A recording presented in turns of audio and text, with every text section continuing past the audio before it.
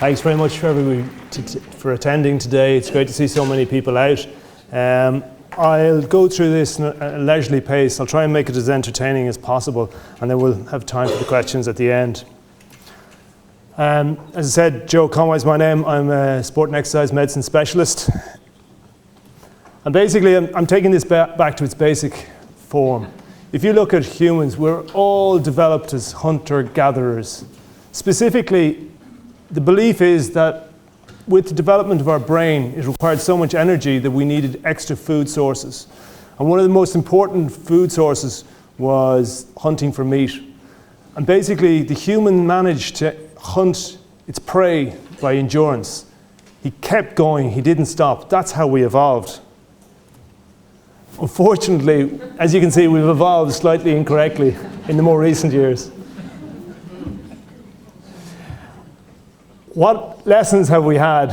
If you can't read this section at the end, he says, I'm a hunter-gatherer, hoarder. Unfortunately, that's the way we've all kind of evolved, some worse than others.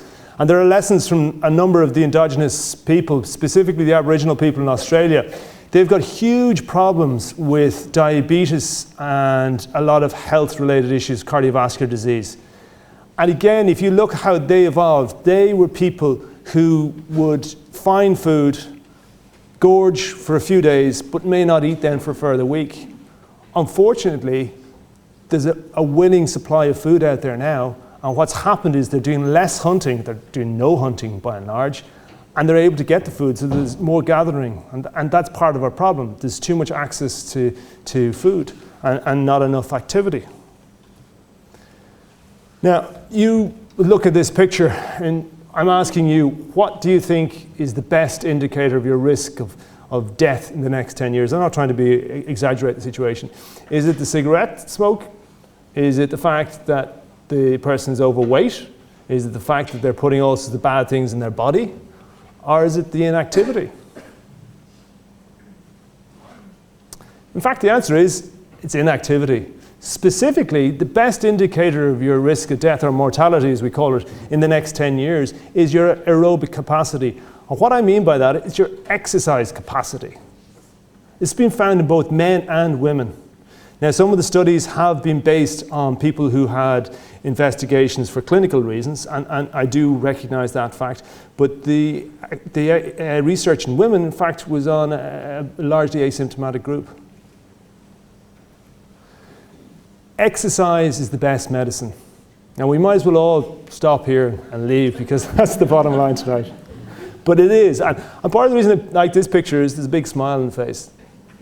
It's a good thing. Now, I've tried to tidy this picture up, and this is really stark information. Effectively, if you look at one is your relative risk of cardiovascular disease. And then if you look at 0.68, that's the reduction for between 1 and 59 minutes of time spent walking, a brisk walk per week. Then if you go to 1 to 1.5 hours per week of a brisk walk, you further reduce that to 0.37. So basically, there's 63% reduction in risk for between 1 and 1.5 hours brisk walk per week. That's all. How little is that? Another piece of information from research, and again, this is very recent research. The first 15 minutes of exercise per day results in a 3-year increase in life expectancy. Now, I'll move that on, because life expectancy could be a poor quality of life, but in truth, it's a better quality of life as well. And it's for all causes of mortality, because this medication, this treatment that we're talking about, this exercise, it affects so many things. An extra 15 minutes per day is going to result in a further 4% reduction in risk of death. That's not much.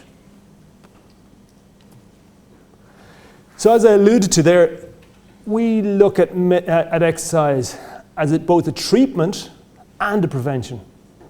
As I said, it affects multiple areas, and I'll come back to that.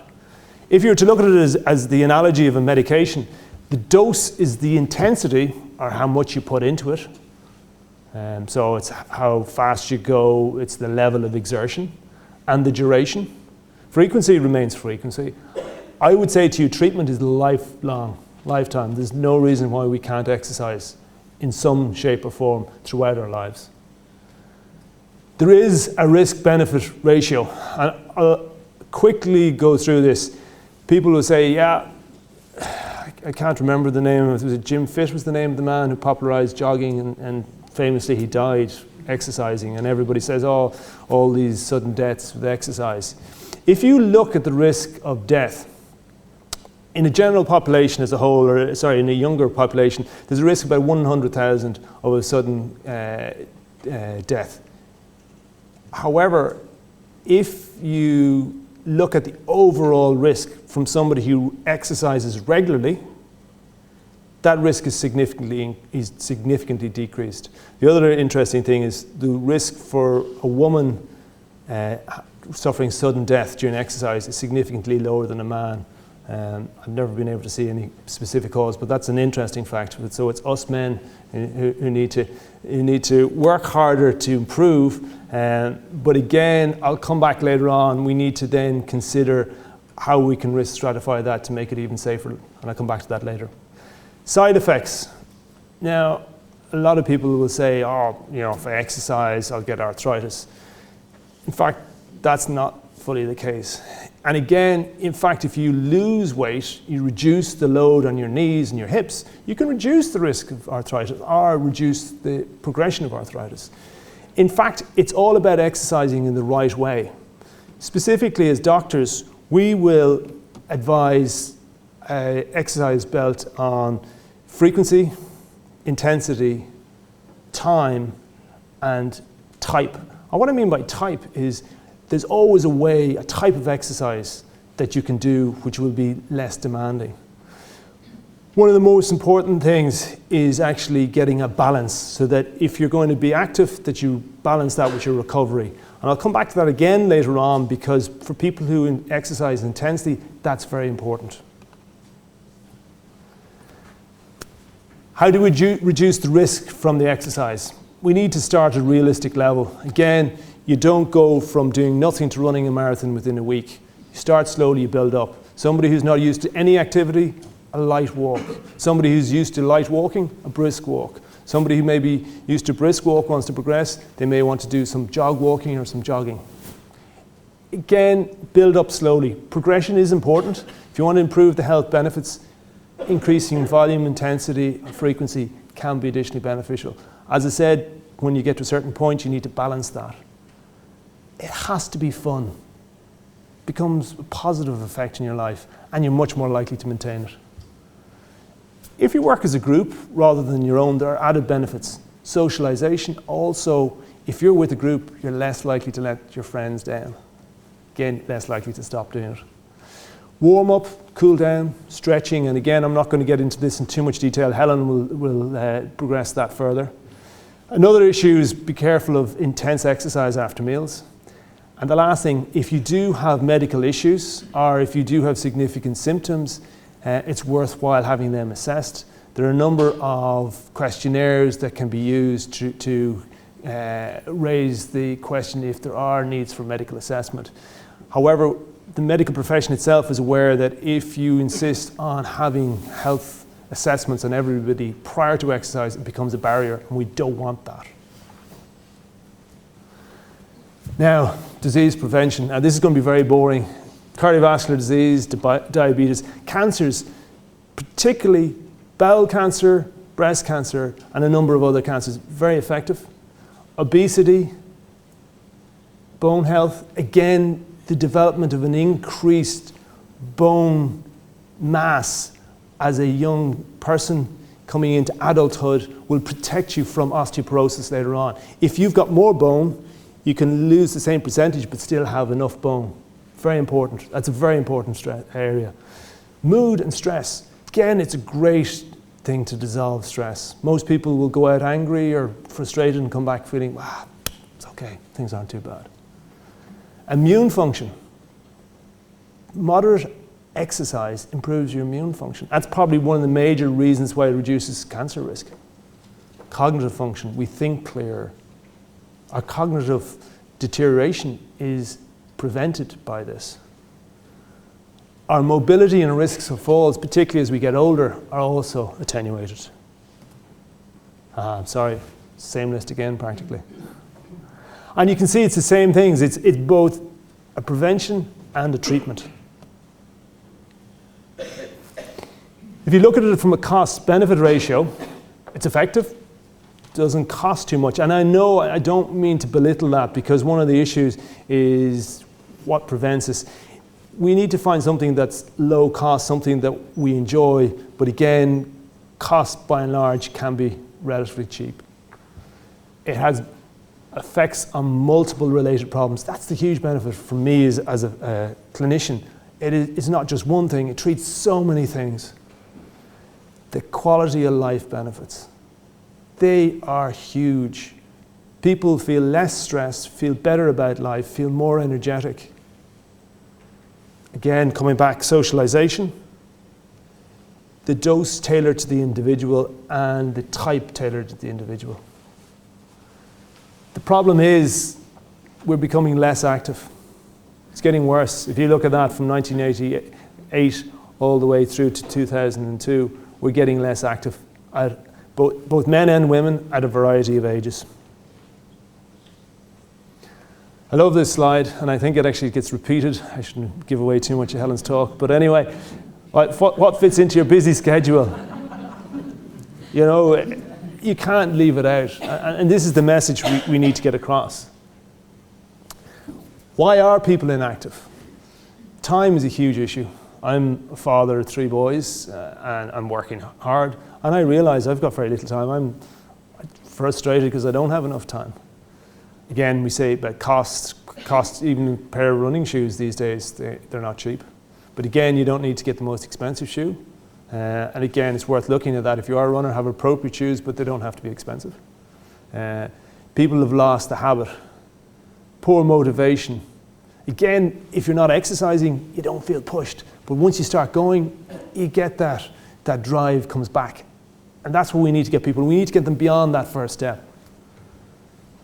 There can be health issues, and I'll come back again, that's related to how the medical profession can help. But that is something that can be a stumbling block. Again, people who are socially isolated then withdraw and don't do anything. So it's kind of, if you look at this list, you can see that so many people withdraw for the reasons that they need to do it. So it's counterproductive.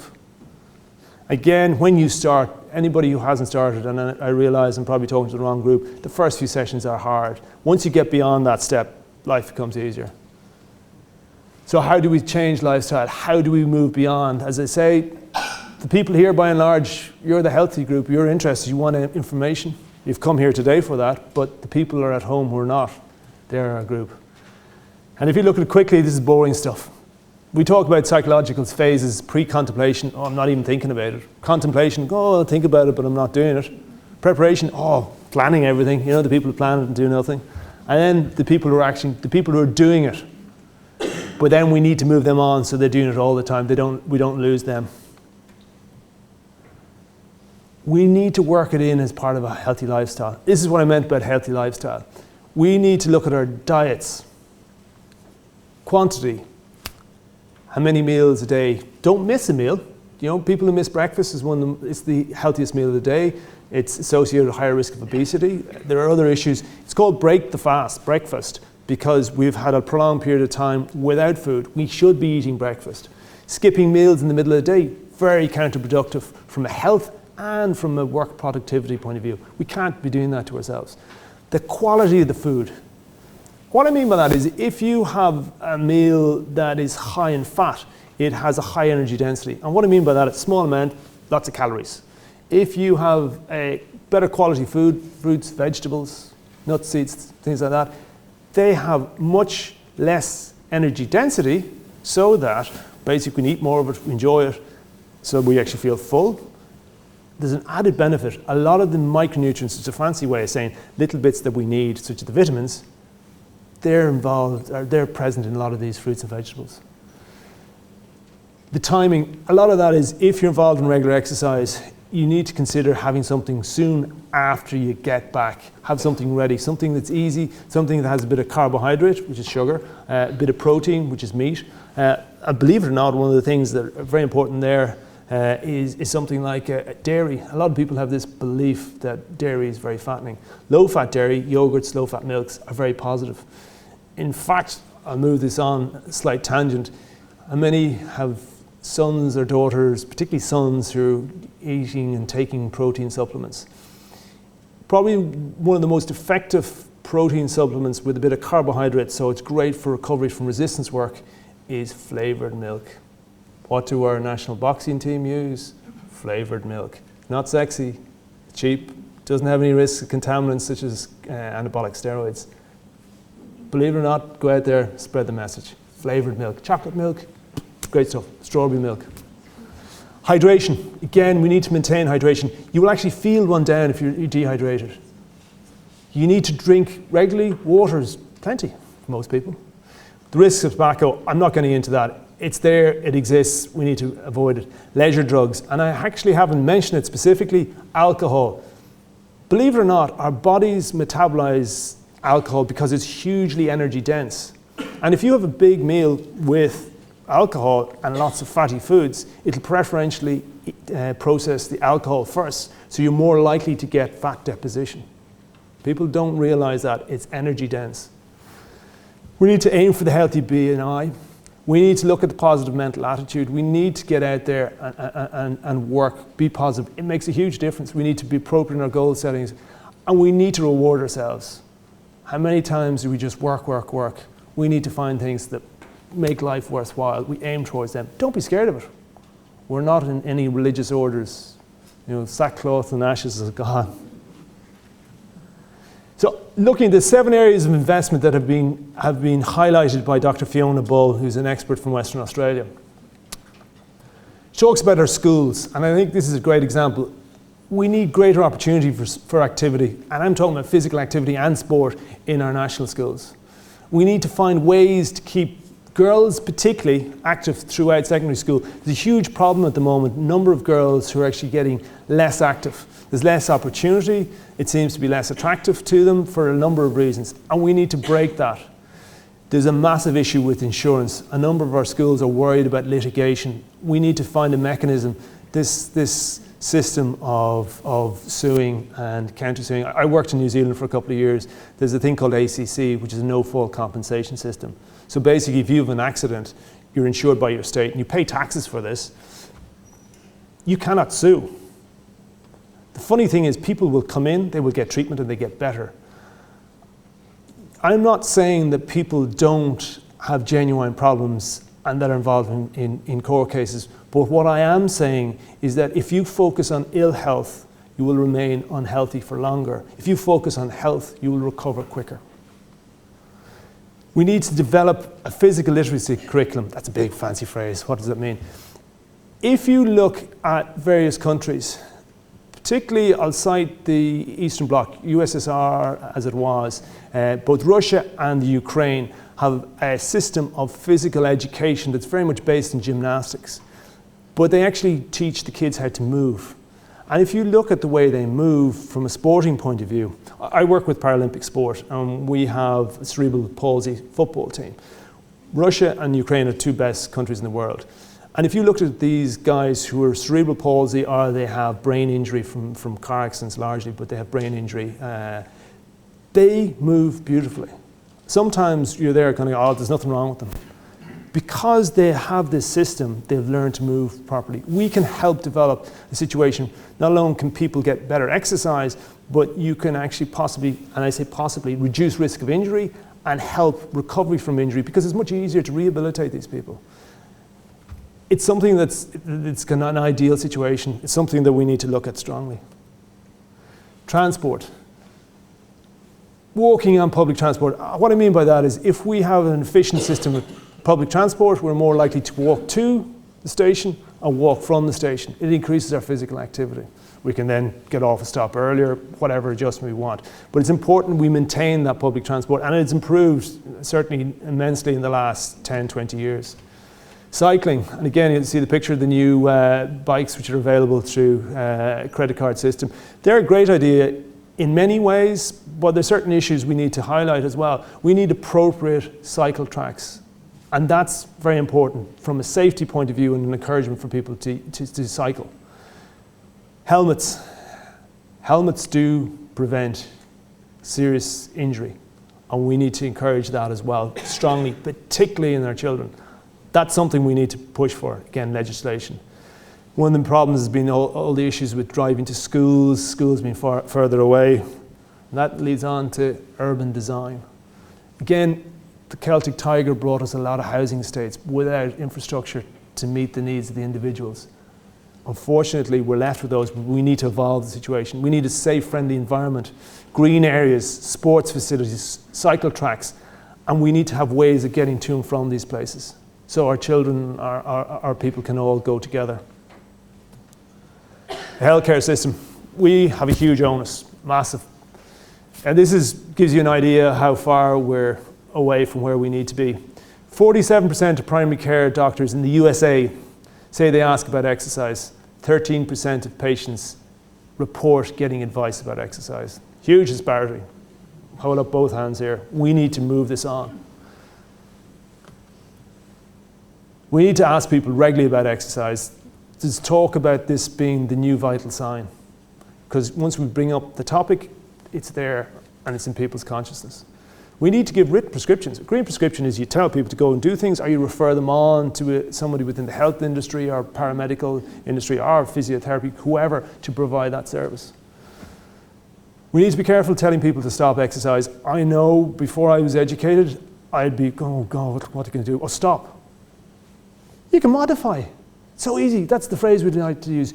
Okay, you can't do this, but you can do that. It's about what you can do, not what you can't do. We need to educate doctors. Sport and exercise medicine specialists have a huge onus. We need to get involved in medical schools. We need to improve and increase the medical professionals' awareness. If we do this well, we become role models. We have to help remove the barriers. And there are huge issues the way the healthcare system is built up. It's all about treating problems. It's actually costly. For you to come see somebody and ask about exercise, that's costly. None of the medical insurance companies are going to provide you much support for that. They don't pay us to do it either. It's timely, so if you're a doctor and you're seeing somebody and you want to talk about exercise, you only have a certain amount of time, you're going to be very quick and you're going to get them out the door because you only have a set amount of time. You may be scared about your education, you may not have enough, as I mentioned. It's interesting, if you look at how things have evolved over here in Ireland, I'll give you examples how far off we are. From the point of view of medical indemnity as a full-time sports physician, we're considered moderate risk. We're the same as a cardiologist doing interventional treatments. That means we have to pay huge fees if we want to work full-time, or we have to try and find ways around that. That discourages us because we see people, we advise people. These are part of the system, the problems. We need to move on. We need to actually deal with this as a whole. But there are a lot of problems that we need to evolve at this stage. We need to look at the media. We need to get it to provide a clear, consistent message. Very important. I'd actually even move on, and I come to the Irish Innovation. I think the media needs to also be aware of other things, that the media is involved at the moment of telling us all the bad news. How many people have stopped listening to the news because it's always negative, it's always bad? I've changed station, I want music, I don't want that anymore. The media has a responsibility here and they have to live up to it. This is an Irish innovation that is well worth a visit. If you get a chance, if you get nothing else from today, please take down that website. It's a very good, informative site about the benefits of exercise, how to start exercise, different groups, different benefits. It also gives you the opportunity to upload local groups that are getting involved and to get involved with those groups. This is very laudable. It's very, very good. Well done. Worth a visit. The community. I have the jigsaws there because I think there's different parts of the community are important. They all blend together. but also exercise is one piece of that jigsaw with the whole lifestyle. I think that's a common thread through so much of life. We need to get everyone together. We need to get the public, the private sector, the fitness industry. We need everybody working together.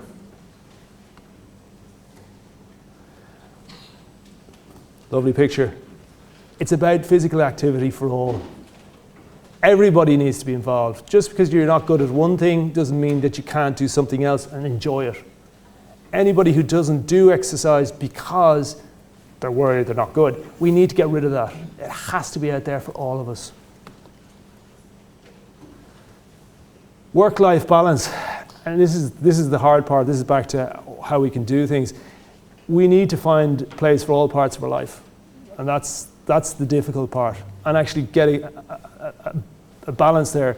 The positive look in life, being aware of negative thoughts, and goal setting. What I mean by that is if you have a goal, if you start exercising, you need to be realistic in how much you can do, because otherwise you're doomed to failure.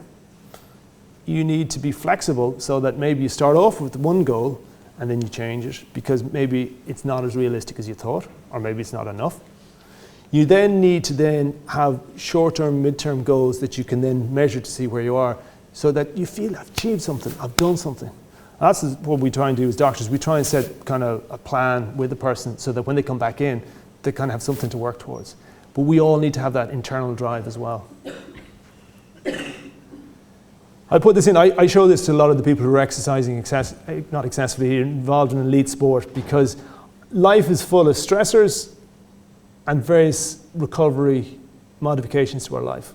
And we need to keep that in balance. Once our stresses increase and our recovery is reduced, we're going to run into trouble. As you can see, stressors can be financial, work-related, social, health. It can even be exercise for those elite athletes. And what we're always trying to do is make sure they have enough recovery. Sleep is very important. You don't get sleep, you're not going to be the same person. Anyone who's had young children remembers that. Food, we need appropriate food, as I've said, and we need appropriate timing, and we need to actually work on that. We need a proper social life. We need to be out there. We're humans, we're community-based creatures. Rewards, and again, exercise for those who haven't, it will de-stress and will actually help your recovery. I put this in, and there's a couple of reasons for this. You're probably wondering why exercise and quality of life, and I got somebody on a beach at the end of a day. Like, there's a couple of issues with this. One, it has to be enjoyable. Two, we have to be aware of how things are perceived. You probably think, oh, she's out getting the sun, sun's bad for you. One of the things that we're becoming more and more aware of is vitamin D. I'm just using this as an example. Vitamin D comes from the sun, at least 50% of our intake. Believe it or not, because we are covering ourselves up all the time, we're not getting enough vitamin D. Vitamin D, having a low vitamin D or deficiency in the vitamin D is associated with increased risk of death. So normal vitamin D is reduce your risk of death. What we're now recommending is that fair-skinned people should have about 10 to 20 minutes of sun exposure to about 40% of your body. So, you know, t-shirt, shorts, between about 10 o'clock and 2 o'clock. But the problem in Ireland is you can only do that during the summer years. Believe it or not, the winter years, we don't get enough vitamin D. So we need to consider supplementation, and where that goes is still defined, but the recommended daily allowances are probably inadequate. But during the summer, we need to be careful we don't become scared of getting a bit of sun. I'll give you an example. As a colleague of mine who's very interested in this, and the athletic population has become very topical. And he was working in the UK and he went over to Qatar. And you think, oh, Gulf states, too much sun. He actually had this study plan. He thought, oh, I'm over here, I might as well do it. Lo and behold, the average person over there in the middle of summer was vitamin D deficient. And why was it? Because they were hiding from the sun all the time. And that's the bottom line, is we need to find a full balance in our lives. That's it.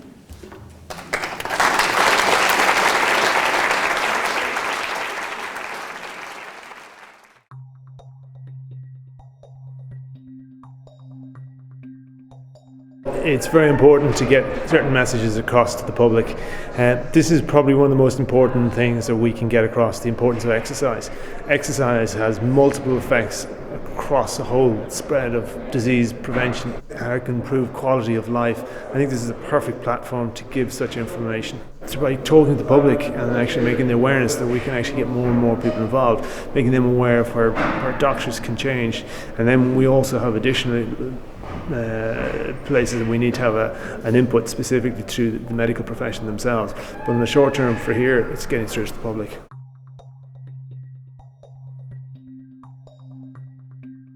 It was very interesting and you learn a lot, and they're very good speakers, and it's good to have some knowledge from some professionals for free as well.